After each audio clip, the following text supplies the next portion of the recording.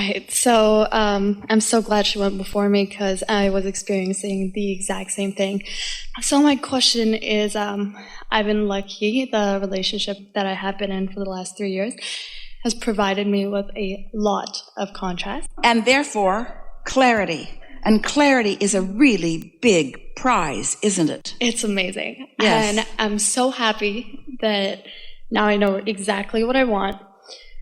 So the thing I think So when you know exactly what you want, are you feeling like you're going to have to go someplace else to get it? Yes. Because you don't have belief in the universe providing it right where you are. So is that your partner's failing or yours? Mine. And failing's too strong a word, but we just thought we'd get that out there in the beginning. Thank you.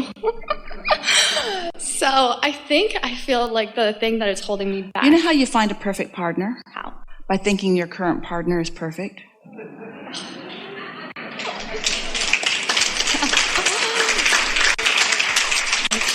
It's the partnering with your inner being. Mm-hmm. And then it just becomes perfecter and perfecter and perfecter and perfecter. Mm-hmm. That makes sense. Yeah. So I think the thing that is holding me back is I am focusing on the things that bug me about it. You think? Yes, I think. Yeah. Keeping them active. You're bringing that expectation to the table and you are not disappointed. Exactly, and it's snowballs. Co-creation at its best. Exactly. I knew you were going to say that. I knew you were going to do that. I knew that's how this was going to come down. I knew that. Exactly. So now I need help because I need to learn how to focus on other things. Well, here's the thing.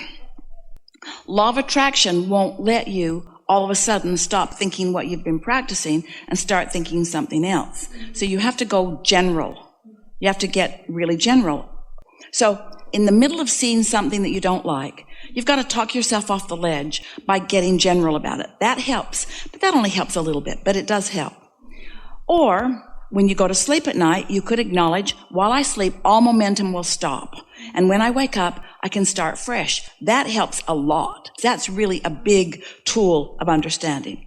And then the next is, when you meditate and quiet your mind altogether, as your vibration rises and you find the vibrational equivalency of your inner being, now you're going to receive thoughts of how your inner being knows that you are dovetailing with this relationship. You see what we're getting at? Because your inner being might know that there is something that might be a better choice for you. But you want to make sure you're in that receiving mode before you start moving. Because if you make a decision from not that receiving mode, then what happens is you just take yourself with you. And the next partner has all of those things that are active in your vibration. So it's different faces and different places, but the same thing happens. Yeah, then that's exactly why I haven't left yet. So that makes sense. Yes. Do you mind if we ask you some questions? Go ahead. Do you think that your inner being knows clearly the aspects of a relationship that matter to you? I think so. And do you think that you have the ability to get into vibrational resonance with your inner being so that you know what your inner being knows? Mm-hmm. So you got that, didn't you? So now here's the question. When you have those thoughts of wanting to run away and go someplace else, do you think those are impulses from your inner being? Or do you think those are impulses from not being much in alignment? Definitely not being much in alignment. Well, we think so too, but that doesn't mean that your inner being is trying to get you to stay there forevermore. It's just that your inner being knows you can't get there from there. You got to stay tuned in. And so sometimes, in fact, frequently, our friends got us on percentages, 70%-ish part of the time, you will stay right where you are, and you'll just find more about where you are, and it will just blossom into the fullness of what you've been asking for so far. And sometimes your inner being will guide you in such wonderful, easy, powerful, clarity, certain ways to something more. Where does that leave you? So what would you say to someone that you're co-creating with like that? I like you pretty good. Let's see how it goes. How does that sound? If somebody said that to you, I like you pretty good. Let's see how it goes. Your reaction to this is really telling. Because if it makes you feel insecure, then you're not quite yet in the receiving mode. If it sounds like really a good idea, then I'm satisfied. What more? What more? So many relationships are about insecurity. I'd feel better if you were here. I'd feel more secure. But what you don't realize is that tramples your toes of freedom, because what everyone wants is independence. What everyone wants is freedom. And so the very security that you think you want tramples your sense of freedom. And so you've got this push-pull with relationships. When they're not there, you want them to come, and when they get too close, you want them to go away. Come here, go away. Come here, go away. You're doing that to each other all the time, you see. You make each other crazy. Completely, yes. So now where are you? Okay, so I guess my question is, when things happen and I have a knee-jerk reaction, do I just go general? All right, so yes, that's all you can do. But here's the thing. When things happen, you want to ask yourself the question, was I aware of momentum building, and could I have headed this off before these things happened? Esther said this to someone she really loves, some little person in her life a little while ago. She said, do you understand what momentum is? And he said, yeah, he really understood it.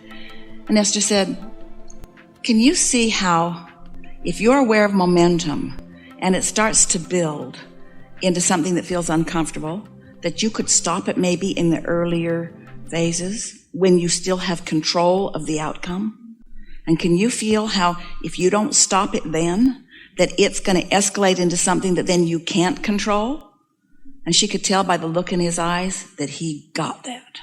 You have so much control when it's subtle, and no control when it gets bigger. And so it's all about what you're doing when you're not rendezvousing. That's what matters more. It's all about your relationship with who you really are. If you're concentrating on your relationship with who you really are and reaching for thoughts on all subjects that feel good, then you're in the right place at the right time. In other words, don't ask anyone to be so perfect that you can just bungle around and be in any state of being, and when you get there, they'll make you feel better. Don't ask for something that ridiculously impossible.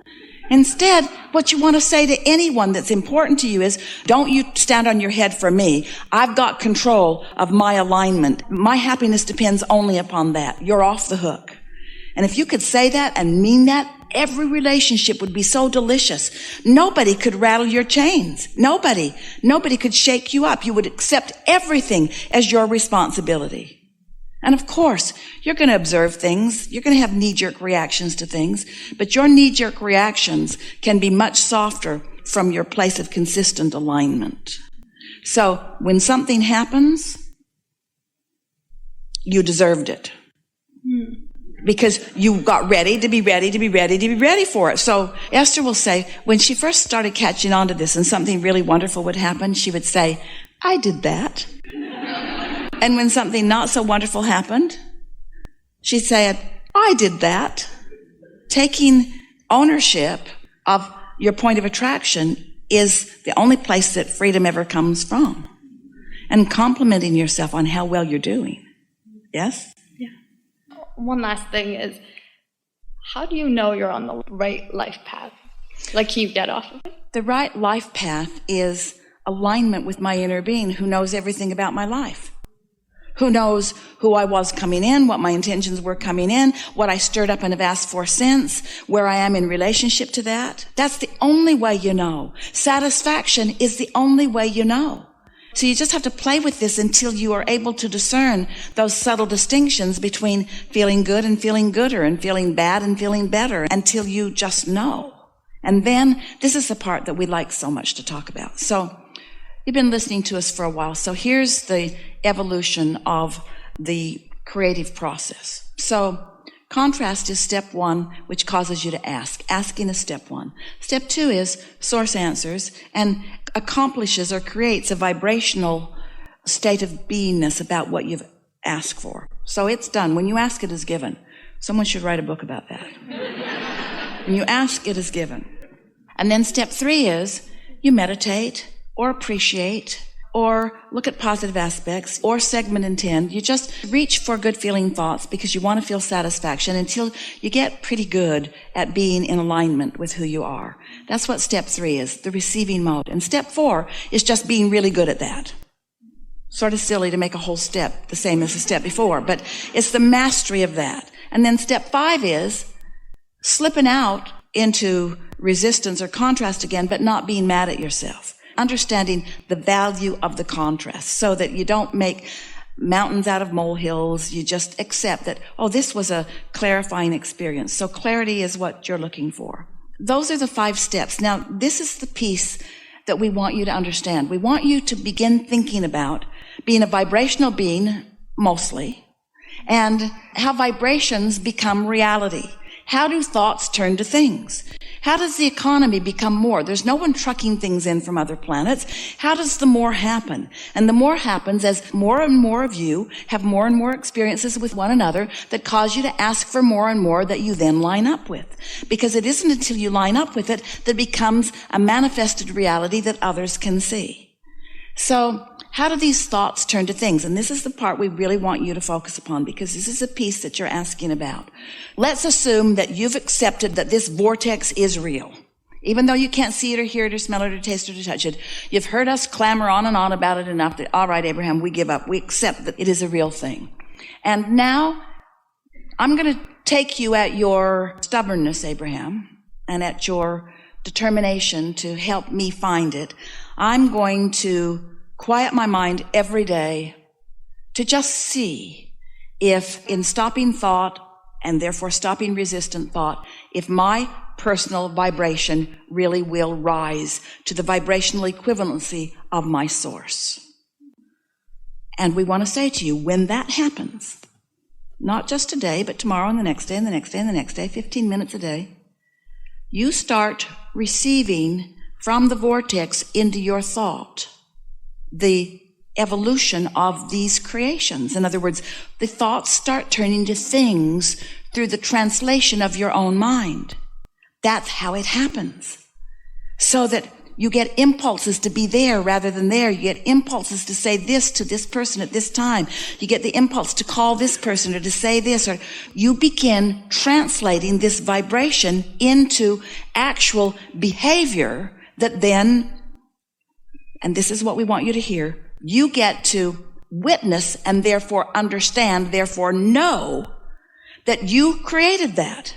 Because you can stand all day and listen to us, either live or on recordings, and hear us say these words over and over and over again, but unless you've meditated, you have not really deliberately moved your vibration upwards. Unless you've quieted your mind, you have not really accomplished that vibrational equivalency that we've talked about. Unless you have meditated consistently, you can't really tell when you're there or when you're not. Unless you've meditated, you cannot know for sure that you've consciously received a message from your inner being. But once these things happen and you know that you got that message from your inner being, and then you witness things clicking into place in all manner of ways, where you feel so blessed and so understood and so in the right place at the right time.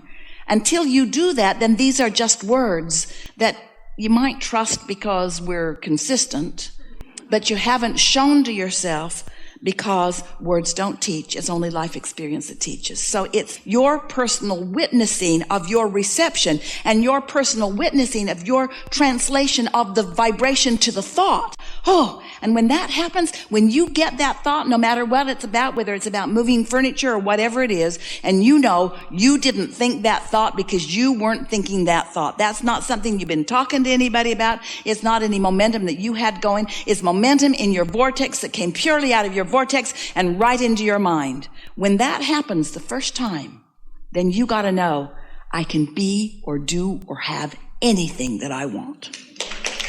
Yeah.